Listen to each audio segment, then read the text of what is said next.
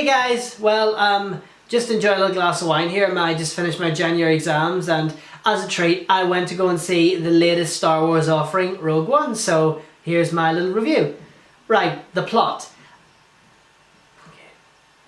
The plot, I think, flowed really well. I really enjoyed the plot. The plot flowed really well and had structure. It was a step, it's connected well. It connected very well. There was no holes or anything. Okay. And it wasn't just, well, what I liked about the plot, it wasn't just your typical Star Wars, bang, bang, bang, fight, fight, adventure story. It was a story with underlying themes. There were underlying themes, and there was friendship, rebellion, the spirit of rebellion, and one of the most important themes of all was sacrifice. As in doing what you must to protect the people you love, and doing what you must to help others. And as we saw in the ending, and so if you haven't seen the movie, don't watch this review, sorry. When the kid everyone sort of dies at the end, it's all for the greater good. It's for the good of the rebellion. They sacrifice themselves for the good of the rebellion. So I think that worked really well. I had an inkling it might have gone that way. It was aiming towards that because I could sort of tell from a point I don't think it's going to be happy, and it's going to end with them all sacrificing themselves. I sort of had an idea, but I really liked the ending. I liked how the ending, and then how it connected, it'll connect right into A New Hope, so I like that. Okay, characters. Felicity Jones as Felicity Jones. I think her character, at first she seems a bit stubborn and a bit mute. She doesn't like anybody. But like as you saw at the start, she lost her parents. Like her mother was killed and her father went off to work for the Empire. So so you sort of, if you scratch the surface, she's really a vulnerable young person, and her tough exterior really broke during the hologram message from her dad. You could see the emotion building up in her face as he says how much he loves her and how he wishes he was with her, and you could see the emotion. She was a case of a scratch the surface character. She was someone who hid her emotions, just kept her emotions hidden because she didn't want people to see her vulnerable side. And that's what made us love her.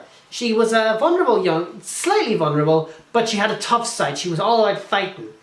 She's sort of, I think, I'm wondering, as in Rey and Felicity Jones' character in Rogue One, I think they're this generation's idea of the Princess Leia style character, you know, the fighting female.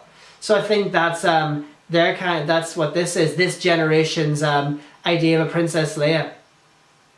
And Diego Luna, I liked his character too. That was my second favourite character. He again was like her. He was stubborn and mule-headed, took no shit, didn't want to take any nonsense. But again, you scratch the surface. He was like her. He'd suffered bereavement, and he'd suffered bereavement, like he'd lost people that he'd been fighting for the rebellion at age 6. He'd sort of been fighting for a cause he believed in since age 6. And that's what made us root for him, because he's such a strong character. He's fighting for the rebellion because he believes it's the right thing. He wants to help people, and that's a good thing. So I'm glad they didn't go for the two characters get together in the end cliche. I think that cliche is becoming a bit worn out in today's time. I think it's becoming a bit overdone. But they sort of in a way end up together, because you see at the very end when they sacrifice themselves. Excuse me. When they sacrifice themselves, you really see that, and the two of them, they stand together and they face the end. They don't run from it. They face the end. I really like that. The whole idea of standing together. Again, it comes back to the themes of the movie, which are underlying, such as rebellion and friendship and sacrifice. It all came back to those themes. Okay. Other notes I want to make are K2SO the droid. I loved him. I thought he was really funny.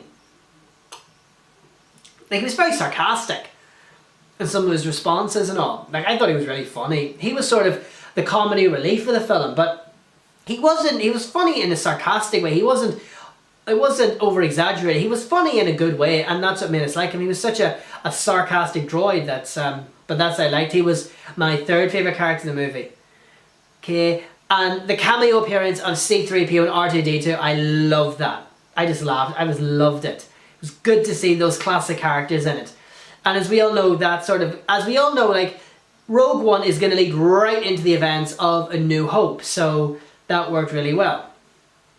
Okay, in terms of the CGI, you only see a CGI version of Princess Leia for a minute or two, and it looks real, but the CGI of Peter Cushing's Grand Moff Tarkin, I wasn't so sure on that.